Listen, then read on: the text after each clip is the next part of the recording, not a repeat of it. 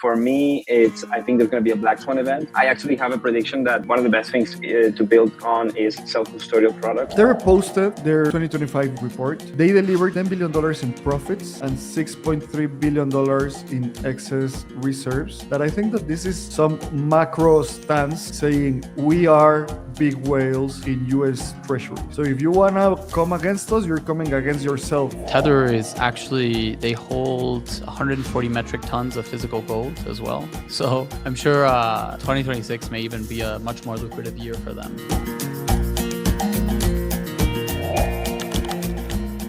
Hello, everybody. Welcome to another episode of Frontera, the podcast where we analyze what's happening in crypto, AI, in emerging markets. I'm Ab, co-founder and CEO of Bando. I'm with my great friend Kush, the founder of Odyssea Labs, and Simon, head of growth at Alliance, top crypto firm, VC firm, and accelerator. And today we're going to chat about several exciting news in the stablecoin world for LATAM startups. Also, markets are melting. It seems that we're in a bear market again. We do it again. This is my third, fourth, I don't remember. So, guys, how's everything? Kush, you are in Ecuador, right? Yes, I'm here in the cold, high city, but can't complain. Simon, you are also in a cold city somewhere. Yeah, I'm in Switzerland, enjoying the winter here and the snow. And then I'm going to go back to Portugal to log in for the rest of the winter. Yeah. Amazing. Locking in Portugal sounds like an amazing plan. So, we do not regularly check prices and talk about those type of things, but obviously we need to do it because markets are melting, specifically crypto markets. Just in the last week, Bitcoin has fallen 22%, ETH has fallen 31%. Right now, ETH is in $1,936. Bitcoin is in $65,600. I feel weird because I cannot be sad of these prices. I remember when Bitcoin was like at 2,000 and everybody was just rooting for 10,000 or I don't know, 25,000. Obviously, that's been a long way since that moment. And when you've been to the 100,000 and higher, maybe it feels weird. But I would like to chat about more than prices. I would love you guys to tell me your experience during bear markets because this is not our first bear market. I always relate to the meme of the guy that's being hanged, and it says like your first time. So let's start with you, Simon. First, what do you think it's different? First of all, do you think that we're in a bear market? It seems kind of that we are. But what do you think it's different this time? Because I see a lot of jaded people leaving crypto, going to AI. What's your perspective on this specific market right now? I mean, nothing new, I guess. It's been 16 years that it's been going up and down. And honestly, it's like a 20% correction. It's obviously impactful, especially with the market cap that Bitcoin has right now. But I think this just reminds me that ultimately, like, holding Bitcoin is essentially for people who have the emotional stability to handle this volatility and who have the ability to invest long term, which is actually a privilege for a lot of people. So, it is definitely hard to see your money go down. But again, this is unrealized losses and unrealized returns in any way. So I think the most important thing is just to accumulate Bitcoin, not to accumulate the price of Bitcoin. And ultimately, we have to go back to the basics. It's money go up technology. It's basically based on demand and supply.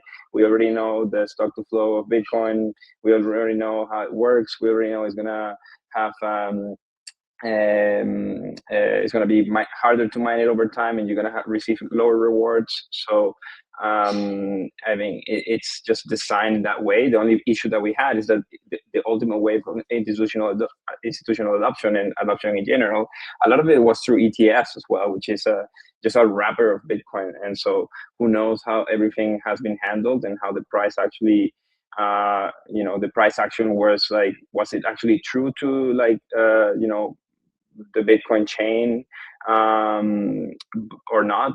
That I would assume not. So I would assume that ETFs actually had a negative impact on like this last cycle, despite the fact that we have a pro crypto regulation. So these are just some of my thoughts on what I'm seeing. And personally, I think probably anybody that is listening to this podcast, and I'm sure you guys are just thinking about how to like buy more at this point. Like I'm like amazing. Like my girlfriend has an apartment that she bought in Ukraine a long time ago, and she's like thinking about selling that apartment so she can buy Bitcoin. So that tells you. You're at that point of the relationship, Bitcoining everyone around you. And dude, I'd love to hear more about your perspective as a top crypto accelerator and VC fund. How does applications change in bear markets and bull markets? I feel that there's a lot of hype driven startups in bull markets, and in bear markets there are, I don't know, high conviction people that has chewed glass for a long time. I would love to know this difference that I think that not a lot of people can have insight specifically on this topic. Yeah, I mean, it's honestly quite simple. I actually wrote an article on LinkedIn about this recently, which is like ultimately, I think a lot of builders, most of the builders out there are just building for the wrong reasons, and are building because they want to get rich or because they want to prove something to someone. And a lot of times they don't build through passion and through actual like curiosity of whatever they're doing. So, yeah, they're easy to pivot. They're easy to like just find the next problem, and that's fine. That works sometimes. A lot of companies have been built on that premise, and on founders who operate in that like level, philosophical level. But the reality is that a lot of a small group of founders operate on another philosophical level, which is investing their time and energy in things that are more long term. And they usually are more of like they have this kind of savior kind of visionary mentality. They're building in crypto mostly because they hate bullies, they hate banks, they hate the fact that we have to provide all this trust to all these systems, and they constantly break our trust historically, and that we actually have better technology to like work on this for the future. So they're here because they want to build that future, and they want to ensure that power is not abused and that corruption stops, because ultimately this is all corruption. And so yeah, clearly when the price drops, all these passengers, all these people who are here for the wrong reasons are going to go to the next place for the wrong reasons as well. Yeah. So good luck. It sounds like the classical mercenaries versus missionaries. Bull markets bring a lot of mercenaries that some of them can become missionaries, but in bear markets people stick and just keep building. And Kush, I'd love to hear your takes on the market.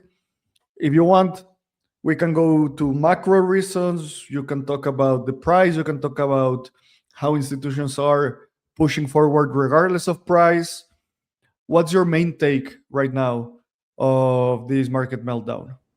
Yeah, I mean, honestly, my take here is like, as Simon mentioned, it's probably just a good time to accumulate. I think if you've been in the space for long enough and you have an interest in taking like directional bets at times, I personally do.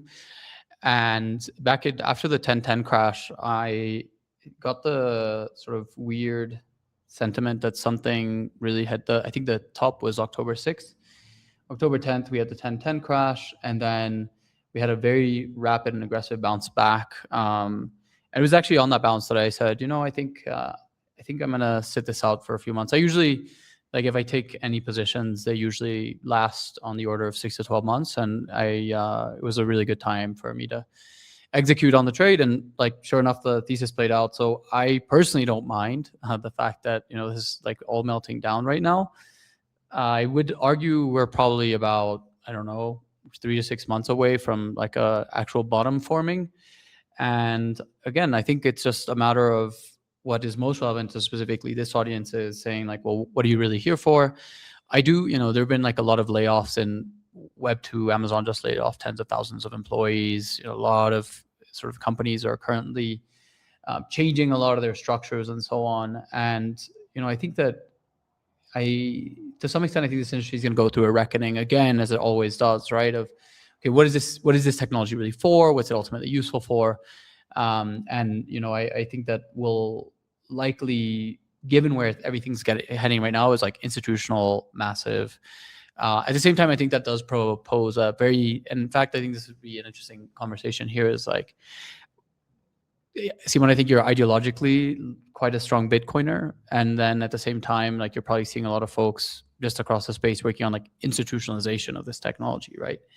I think sometimes there's a kind of a strong tension there, specifically with the, core beliefs of Bitcoin in particular. I'm curious, how do you grapple that tension of everyone celebrating the kind of mass adoption, BlackRock buying the bags, and also the values that in theory this industry is supposed to espouse? The short answer to that is that I am patient. Patience is the name of the game. There's a great book called 100 Baggers.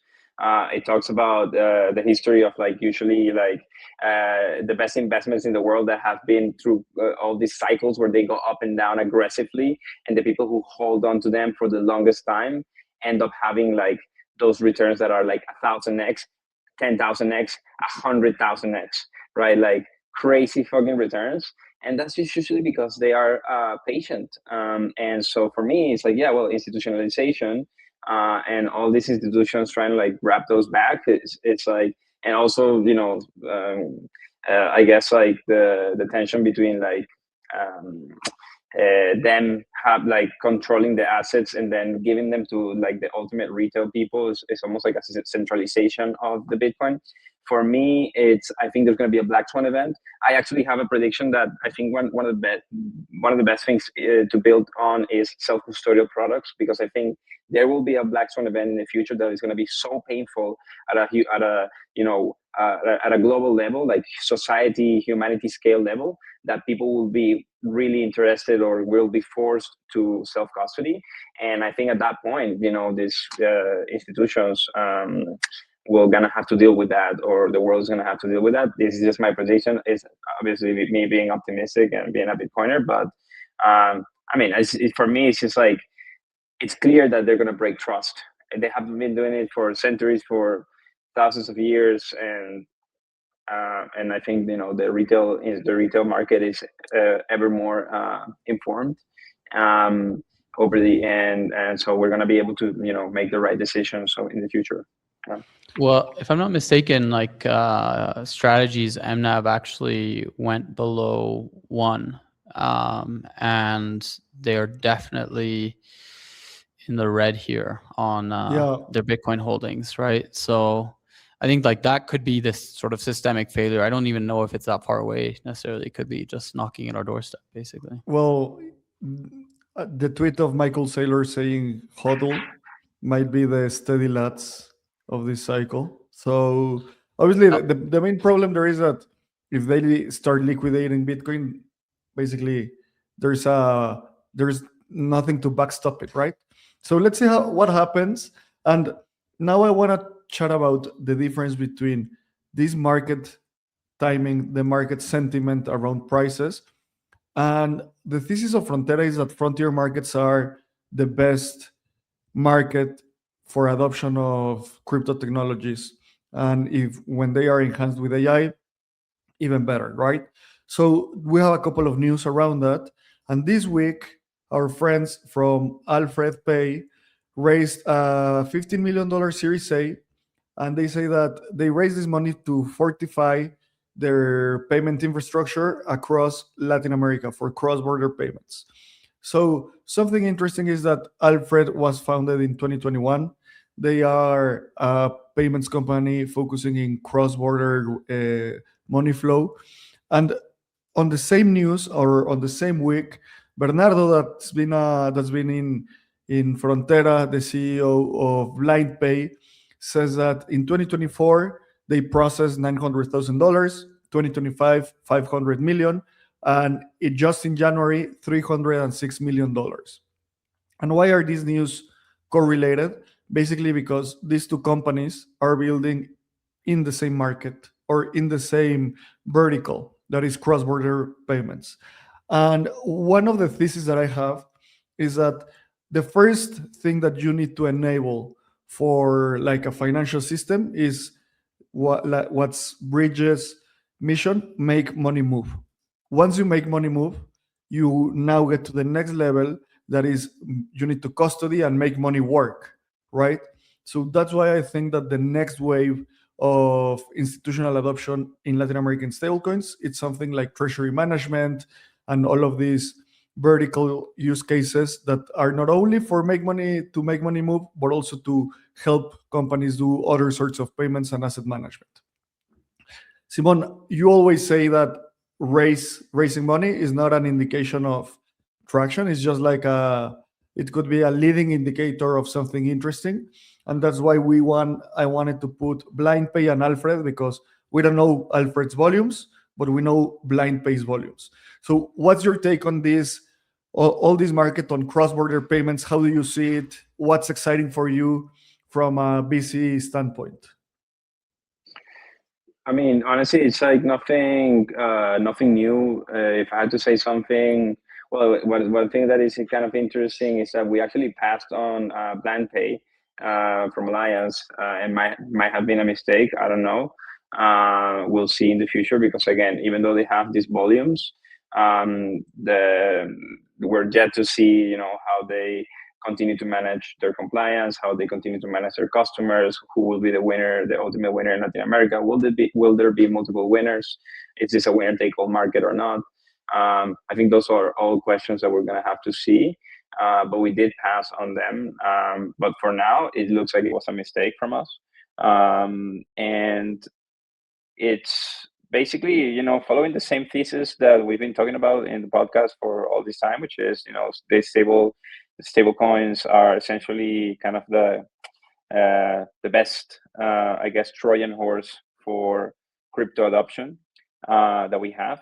Because once, let's say, if we kind of hypothesize 10 years from now, and then we can imagine a world where 90% of the world's volume is being transacted on chain.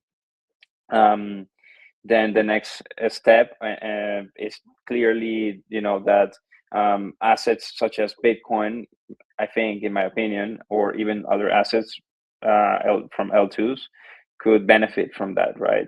Could benefit from the fact that, trading on chain within crypto assets is much easier. So yeah, I think that's the interesting thing. It's a great Trojan horse.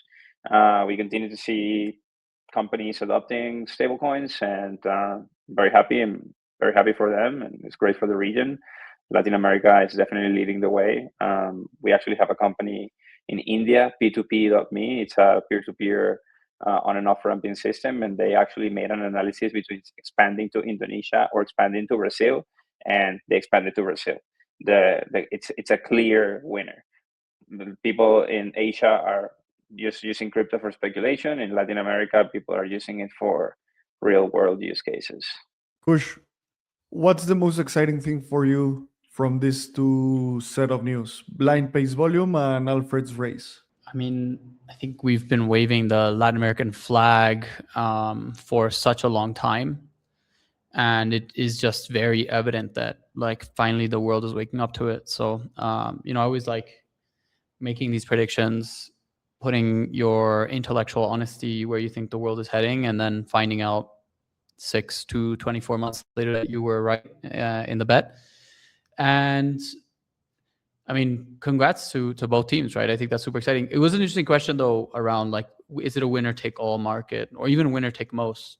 Because I don't think we've necessarily seen that in the centralized exchange space, right? You've got Bitso, and you've got Ripio, and you've got, Central American exchanges, and it's actually, due to regulation, quite hard to penetrate these different markets. But a lot of these like payment processors, treasury management companies, to some extent, don't necessarily explicitly rely on. I mean, we saw what happened with Contigo, right? Where we didn't pick up on that when we spoke, but they were sort of given a big slap on the wrist due to a lack of compliance and opening up these JP Morgan accounts for people that wouldn't necessarily have access to them. But even that speaks to sort of the regulatory arbitrage that exists across the different markets, right? I think there's a lot to be said for specifically for Contigo and who they were operating with that let them win as well as they did. But yeah, I'm curious, Simon, if you have any thoughts on the Contigo situation. Not many, apart from what we heard on X. I guess these claims again have to be validated on court. So I cannot have a really strong opinion until I actually people can validate. But the rumors say that they even received investment from the sons of Maduro and the Maduro regime in their seed round or pre-seed. So if that's the case, I mean, there's not much to say. But again, I don't know if these claims are proved, and I don't want to be the guy who goes and tries to continue to spread a rumor without actual proof. But everybody's talking about it. Bridge decided to stop working with Venezuelan people, just entirely block the entire Venezuelan country, which is what basically companies that don't, it shows actually the ineffectiveness of compliance. And it actually shows, which is kind of nice, that we still have some sort of privacy. Because if we didn't have privacy and it was so easy to get all this data and compliance will be more effective, then you could actually, just block people who are bad actors, and then enable anybody who is a good actor, which is probably 90% of the Venezuelan population who is a good actor or more. But they still decided to block everyone because they just don't have good compliance, right? And I think it's also another interesting point there on how these things work. But yeah, I don't know a lot more about Contigo, and it's interesting because YC recently posted something online, and they even are shilling Contigo even after the rumors happened. They still use Contigo as a reference of a YC investment, which for me was kind of surprising. Very interesting. Yeah, I think specifically on the ground, I've actually been a part of conversations where there are certain sanctioned individuals in Venezuela, and like the catch-all, because it is hard to do like proper compliance, and a lot of the KYC companies don't even operate at all in Venezuela. So it's nearly impossible for you to do any sort of compliance there. So people just carte blanche say no Venezuelans, basically. So yeah, hopefully that'll change soon. I think we're not too far away. That it's exciting to see that this is happening, and as regimes are changing, a whole new economy. Well, it's not a new economy. It's an economy that was really big, left the global system, and now might come back. And that opens up a lot of opportunities for stable coins, remittance, money movement. So I'm gonna keep moving in the docket. The next set of news that I want to analyze, guys, is that Tether posted their 2025 report. They delivered $10 billion in profits and $6.3 billion in excess reserves. And they have exposure to $141 billion of US Treasury holdings. Just that headline is impressive. So they're a really super profitable company, $10 billion. The $6.3 billion in excess is basically a way of unfolding themselves, saying, guys, we are over collateralized. And the final thing, I think it's an element that I want you to analyze, Kush, that I think that this is some macro stance saying we are big whales in US treasuries. So if you want to come against us, you're coming against yourself, basically. So I would love to hear your takes on this, specifically the record 141 billion exposure to US Treasury holdings. Yeah, it's interesting. So Tether is actually, they hold 140 metric tons of physical gold as well. So I'm sure 2026 may even be a much more lucrative year for them. But I was also comparing Circle's profits. So EBITDA for 2025, Q3, 166 million. I mean, it just like pales in comparison, even if you multiply that over the course of 4 quarters, right? So what I find particularly interesting is, despite Circle really trying to make a super hard attempt at like swinging for Tether's lunch, Tether is far off from actually catching up, right? Then on the actual like short-term deposits, U.S. Treasury bills, so they have 76% of their reserves are short-term deposits, and 83% of that is actually a U.S. Treasury bill, right? So effectively about half of their reserves are in treasuries. So, I think they just launched USAT now at Plan B in El Salvador last week, which was a big sort of Tether conference that they host. I don't know. It's hard because I think Tether sort of moves a little bit in the shadows, where Circle's much more public about the way they approach. It's like kind of a very interesting way of like the way that these two companies operate, right? Is like one is this very like public kind of joyous company in a way. That's sort of how I think about Circle, like very bright company, whereas Tether's more like the shadowy supercoder, right? And that's kind of the vibe, more of the Bitcoiner cypherpunk philosophy, right? Yeah, it's just something is that when you say shadow, it sounds like if they were doing something illegal. But it reminds me more of like someone that it's more like bad boys move in silence. You know, this Exactly. type of approach that is. It's not that they move in the shadows. It's just that they do not brag about it. Until At they the end, post 10 billion in profit. yeah, exactly. So it's like these rappers that are silent for 2 years and then they launch, I don't know, a banger album that wins everything. So, Simon, I would love to hear your takes on Tether. There's a lot of people, we've been hearing thought from Tether forever, and they just keep delivering. So, what's your take on how are they positioned in this new Clarity Act time, where it seems that the US is also trying to make Circle the best, like the most demanded stablecoin, and still they do not have control over a lot of what they do. They're launching USAT. So, what's your take on Tether's performance in 2025? Well, my take is that they're clearly an impressive company. And I think the most interesting data point that I have is that Tether, and the entire team is something like 100 employees or less. So if you think about it, if you calculate the revenue per employee, I think it's the leading company in the world in terms of revenue per employee. Because in terms of revenue, $10 billion might seem like a lot, but it's not that much.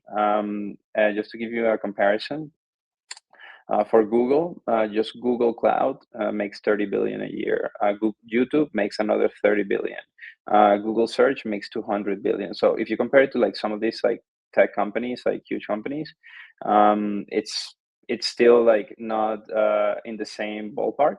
But what's very cool is that Tether has like again like this a few employees, and I wouldn't be surprised that they maintain this headcount or they reduce it with like with the current trend that we're seeing in AI and all the automations. And so yeah, I think that's kind of like the most impressive thing. Like their operational efficiency, it's insane. And I think they're one of these companies that is also operating on like what I would call like it's a boring company, right? It's a company that just does very simple things, and their most of their job is dealing with regulators and doing deals and business and doing lobbying and all this shit. And ultimately, it's going to be a battle of the lobbying and a battle of like who is better at closing these deals. So it looks like Tether is very serious about playing this game. It's like at the governmental level, like they really want to go and compete with USDC and in the US soil. And I think that's good. That's good for the market. We have more competition. Like back in the day, it was basically USDC was the American stablecoin, the legal one, and then Tether had the kind of like illegal kind of vibe, and they had like reserves in like African banks or whatever.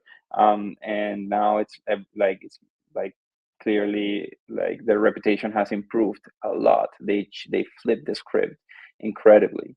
And I think it will be nice for us to see like maybe another or two competitors at that level, so that we can continue to see faster innovation in the space. Yeah. Just about something that you were talking about, I have this slide that I present in some presentations that I do when I went to Colombia to MoneyCon. Just about what you said. This is 2024 net income. So net income of Tether was $13 billion. This year it was 10. So they decreased 30%. Still super impressive. The number of employees, they were 2,200. So they were, each employee average net income per employee was 65 million. That's more than 1,000 times more than Citi, 500 more than 500 times more than Coca-Cola, 492 times more than American Express, and 103 times more than Netflix. Obviously, when you compare it to Google, I mean, Google is this huge, enormous company, but Tether in 2024 was more profitable than Citi, Coca-Cola, American Express, and Netflix, just to grab the size of the company and grab the size of, as you said, they're doing something boring that it's fundamental for today's capital markets. They are at this level where they are so boring that they are macroeconomically boring. They are already at those stages, right? So it's really impressive to see this company grow. And guys, I wanna close today's episode talking a little bit about AI. First, I'd like us to. Did you watch the Claude Anthropic's uh, market? Oh, sorry, I'm showing something. The the marketing commercial that Anthropic posted about ads. It was brilliant. I I did, loved it. yeah. It was amazing, right? I don't know. I laughed a lot. So basically, ads are coming to AI. So that's the headline or that's the topic. And that's because OpenAI said that they're going to include some ads in ChatGPT. So I would love to hear something about you, Kush. You told me that you're working a lot with Claude right now. What are your the main things that you're doing? I'm literally doing everything. Like I've basically the last week haven't really slept. I don't know, Simon, how you guys use it, but I've been just it's like a Jarvis basically now. And I actually think it's like finally, I mean, Opus 4.6 was just released about an hour ago. I think it's incredibly powerful. And for anyone that has not yet played around with Claude, I think Anthropic really nailed it out of the park. What I'm actually also excited for is like how Gemini and OpenAI are going to respond, because that's always the like really fascinating dynamic, because they're always just trying to like beat each other on these like benchmarks. But I think specifically what Anthropic has gotten incredibly well is the capacity to like be a coding agent that then is replicable across these other dimensions. So I don't know, Simon, how much you guys are using it, but I'm freaking loving it. Yeah, well, first of all, like the ads, I think are really cool. And what's interesting is like I was talking to potential hire that we're gonna have for social media at Alliance, and that's one of the questions that I asked him yesterday in the interview was like, how far along are we from one-shotting, like content that we can post on our social media platforms, like just as with one prompt, right? Because we're not there yet. Like BO 3.1 is not there, Banana Pro is not there, but we can one shot some things with Claude already in terms of code, in terms of product. So he said 6 months for us to one shot great content and great marketing, to the point that we could potentially recreate ads as good as those, which probably Claude has maybe, I don't know, maybe 50 people in their marketing team, growth team, whatever, and they probably paid millions of dollars to an agency to do these ads.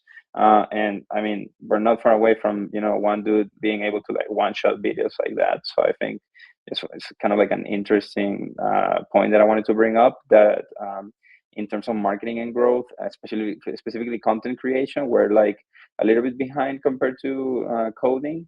But we're gonna be there soon, and that's gonna be insane. We're gonna see a lot of slop, obviously, like we're seeing now online, online in general. In terms of how I'm using it, I am basically using. First of all, I'm actually paying for Grok, ChatGPT, Gemini, and Claude. Like I am basically using all of them, and I use them for different things. ChatGPT, it was the first one I started using, so it knows me the best. when I want to like, have a conversation about something that I'm thinking, or I wanted to like, give me feedback on something more philosophical, I usually go to ChatGPT. Even I have it on my phone, so it's easy. Like, oh, my car broke down because of whatever. It's like, hey, how do I fix this? So I usually use ChatGPT for those basic tasks. I use Grok for like deeper research, specifically for like, I'm doing research on peptides, and I asked the question to all the models, and Grok gave me the best answer, because it's like, I don't know what they do with the algorithm, but ChatGPT is like, well, I cannot talk about peptides because it's not FDA approved cannabis, right? Grok doesn't give a shit. Grok will give you information about things that are not FDA approved. Um, and for example, Claude, I'm using it for work, and Claude for work, it's fantastic. And my main thing that I'm doing is I have Claude Cowork, and I use it for basic things when I need to. It's connected to a lot of the tools at Alliance, so we can ask questions to solve really quickly. I use Cloud Code for some things, but less so. And I use Cloud Projects and skills, and I have projects. For example, I have this one called an N8N Builder, which has 80 skills, and I can add as many skills I want, and I can basically tell it, hey, I want to create a LinkedIn KOL, and I give it all this information. This is the mission. This is the primary metrics, success metrics. This is the secondary success metrics. This is a little bit about me. This is a little bit of Alliance. You can get information. And it creates a really complex workflow with self-reinforcement loops, with learning how to write tone and style. It creates all the different nodes for you, like storing the database, the data on Postgres. It connects agents with like memory, and it's very, very complex. I could share my screen in another episode, but like I'm basically using mostly N8N, and I'm using Claude to create the basic workflows, and then I'm basically running node by node, and then I'm debugging with Claude until I debug the entire thing and make sure it runs well, and then I basically just set it up. I publish it, and it runs at a specific time. It has a trigger, so some of my workflows run at 1 a.m., some of them at 6 a.m., some of them at 1 p.m., and I'm basically creating all these different workflows, which are actually, some of them are multiple agents. Some there, it's not one agent, it's multiple agents doing multiple things, and so it's incredible. Yeah. I think that we are in this moment where, for people that are intellectually curious and have some sort of technical abilities or technological abilities like us, it's like being in Disneyland. I don't know what to do first. There are times that, for example, I use a lot ChatGPT for search, as I use Perplexity, which I love. Financial search in Perplexity is amazing. They have like the best interface to do that. I have a lot. I use a lot ChatGPT to like think about things that I've done before, as you said, because it has a lot of context. But the one that I find the best for creative work is Gemini. If you ask the same prompt, like to build something new between ChatGPT, Gemini, the Gemini is better. And I still need to go deep into Claude. But I mean, we're in this moment where I think that in Bando we might never be more than 30 people or less. We're at this moment that we can. I'm thinking about that, and making that possible. It's gonna be super exciting. So, guys, another great episode. Thank you. Go follow Simon at Real Simon. Go follow Kush at 0x Kush. You can follow me at Abraham CR all in X. Thank you for coming. See you next week, and take care. Thank you, guys. See you. Take care, everybody.